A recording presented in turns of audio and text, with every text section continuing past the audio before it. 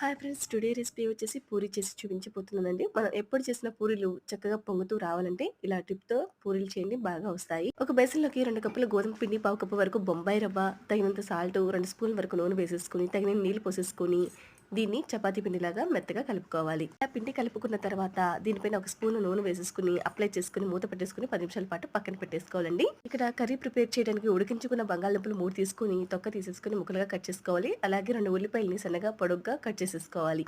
Stove వెలిగించుకుని బాండి పెట్టేసుకొని 2 స్పూన్ల వరకు ఆయిల్ వేసేసుకొని ఆవాలు, జీలకర్ర, మినపప్పు, శనగపప్పు, అలాగే కట్ చేసుకున్న పచ్చిమిరపకాయ ముక్కలు, ఉల్లిపాయ ముక్కలు, కరివేపాకు, పసుపు వేసేసుకుని 1 నిమిషం పాటు వేయించుకోవాలి. వేయించుకున్న తర్వాత కట్ చేసుకున్న బంగాళదుంప ముక్కలు కూడా వేసేసుకొని తగిన నీళ్లు పోసేసుకుని సాల్ట్ వేసేసుకొని కొంచెం మెత్తగా ఉడికించుకోవాలి. వేరే గిన్నెలోకి 2 స్పూన్ల వరకు శనగపిండి వేసుకుని తగిన నీళ్లు పోసేసుకుని ఉండలు లేకుండా కలిపేసేసుకోవాలి. ఇప్పుడు ఉడికించుకున్న బంగాళదుంప కూరలో ఈ శనగపిండి మిశ్రమాన్ని పోసేసుకొని 1 నిమిషం పాటు కలుపుకోవాలి. ఆ కూర ఉడికిన తర్వాత చిక్కబడింది చూడండి. ఇప్పుడు కొత్తిమీర వేసేసుకొని ఒకసారి కలిపేసేసుకుని స్టవ్ ఆఫ్ చేసేసుకుని ఈ కర్రీని పక్కన పెట్టేసుకోవాలండి. ముందుగా నానబెట్టి ఉంచుకున్న గోధుమ పిండిని ఒకసారి కలిపేసేసుకుని చిన్న చిన్న ఉండలుగా చేసేసుకోవాలి. ఒక చెక్కపీట కానీ, ఒక శుభ్రమైన బండ కానీ, 1 స్పూన్ వరకు నూనె వేసేసుకొని దానిపైన ఈ చపాతీ ముద్ద పెట్టేసి దీన్ని చపాతీ లాగా ఒత్తుకోవాలి. ఈ మందంగా ఉంటే సరిపోతుందండి. నూనె బాగా వేడిగా ఉండి పొగలు రావాలి. ఇప్పుడు మనం చేసుకున్న పూరిని ఈ నూనెలోకి జాగ్రత్తగా వదులుకోవాలి. పూరి వేసిన వెంటనే ఈ పూరి మీదకి గరిటతో నూనెని పోస్తూ ఉంటే చక్కగా పొంగుతుందండి. అలాగే అన్ని పూరీలను వేయించేసుకుని తీసుకోవాలి. దీంట్లో బొంబాయి రవ్వ వేసాం కనుక పూరీలు చక్కగా పొంగుతాయండి.